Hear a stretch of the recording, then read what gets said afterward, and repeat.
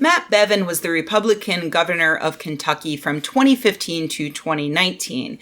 He was defeated this year by Democrat Andy Beshear, which was pretty momentous considering how deeply Republican Kentucky tends to be. It was a very close race, and Bevin declared that rampant voter fraud had occurred, and he demanded that officials review the results. He lost that review and eventually had to concede to Beshear. Bevin fucked up a lot during his term, which led to his defeat, but right now he's making news for what he did as he flounced his way out of the governor's mansion. He pardoned or commuted the sentences of 428 convicted criminals. To put that into perspective, I looked this up, and on average each year, a governor in the United States pardons or commutes the sentences of about 40 criminals. So really, he went all out on this one. Like, if you are a convict in Kentucky and you are still in prison at this moment today, you are super unlucky. Like, fuck your family for not being rich enough and maybe donating some money to the Bevin campaign. Because that's the crux here. When you pardon that many people with that little time to actually examine all of their cases, you're probably not doing it because all of these people were wrongfully convicted. Let it be known that I think the prison industrial complex in the United States is super fucked up. We put way too many people in prison and completely fail to rehabilitate them. And in fact, I think our system is mostly set up so that prisoners just learn how to be more efficient, harder to catch criminals. The US has the largest percentage of our population in prison in the entire world. Like, we're worse than Russia. For every 100,000 Americans, we put 737 in prison. In Russia, that number is 615. So I have no general problem with governors pardoning prisoners, but Bevin has clearly made it his mission to release people, not because, say, they're a poor black teen who got caught with too much weed, but because they're rich people who have rich families with a lot of political influence. One such example is Micah Culver Shettle, whose mother is the president of a horse farm and who served 2 terms on the Kentucky Legislative Ethics Commission, of all things, and whose stepfather helped found the Bank of Kentucky. Last year, Shettle was convicted of repeatedly raping a little girl from the age of 9 until she was 12, at which point she told a counselor at her school what was happening. When the trial started, the girl was 14, and she spent hours on the stand recounting what Shettle did to her. A judge found that the case was solid and sentenced Shettle to 23 years in prison. After less than a year, Matt Bevin commuted that sentence. When reporters asked him why, he replied, "Her hymen was intact. There's no way that girl was raped. She made it up." Let's be clear, the hymen is in no way a freshness seal that shows if a vagina has been tampered with. I will now read directly from a review written by doctors and researchers published in the journal Reproductive Health earlier this year. It is well recognized that similarities exist between naturally occurring variations and hymenal changes resulting from injury. Even in children with suspected sexual abuse, the majority will have normal or nonspecific findings. Unless there are extensive lacerations, hymenal injuries heal rapidly and usually leave no evidence of any previous injury. A significant body of scientific evidence demonstrates that the vast majority of children who have been sexually abused, including with vaginal and anal penetration, have normal anogenital examinations.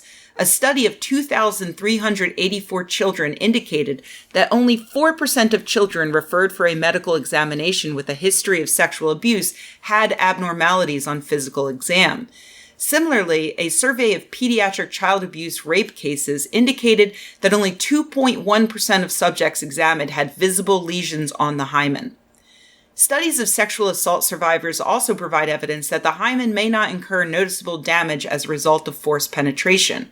In one study, only 19% of victims between the ages of 14 and 19 years, who identified as not having had prior sexual intercourse before the alleged sexual assault, had acute hymenal tears.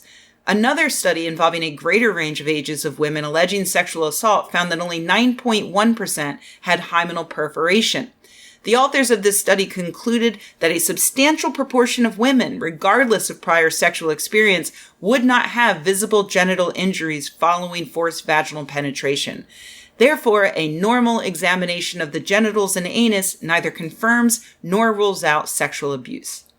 Got it? There's no question here in the scientific literature. The vast majority show no tears, no evidence at all to the hymen. So Matt Bevin, speaking in the face of medical facts that contradict him, called a 14-year-old girl who spent hours describing her sexual abuse in a courtroom a liar.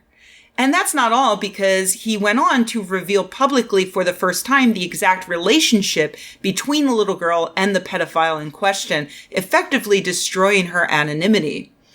The negative results of this are too many to count. The prosecutors of the case, who Bevin never even consulted before issuing his commutation, spent years investigating and charging Shettle, putting this together in order to make a landmark case. In the vast majority of child sex abuse cases, there are no other witnesses or evidence other than the child's word. So these prosecutors used scientific analyses that showed that abused children display a pattern of behavior that points to the victim's honesty. When the victim was 9, for instance, she started acting out in school and she became suicidal. She waited years to tell anyone. These behaviors were textbook descriptions of child sex abuse, and the court agreed. Prosecutors from around the country were studying this case to see how it could apply to others. It's huge. Shettle was appealing, and if higher courts upheld this ruling, then it would officially become a landmark case for other prosecutors to use. But now Bevin has thrown all that in the garbage, along with the heroic efforts of a 14-year-old girl who had the courage to stand in front of her rapist and tell the world her story. She did it because she was scared that her little sister would be raped by this guy next. And she was really hoping that her actions, as hard as they were, would protect her little sister, would put this guy away for good.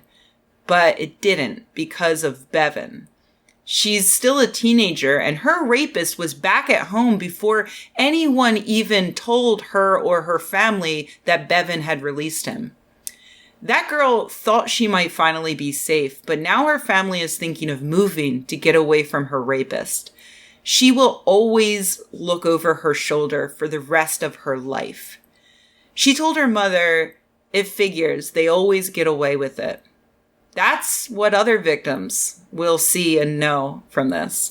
That's what we tell rape victims every day in a million different ways. And that's what Bevin has announced to the world. They always get away with it. Why bother? Think of that the next time the media blames a victim for not coming forward.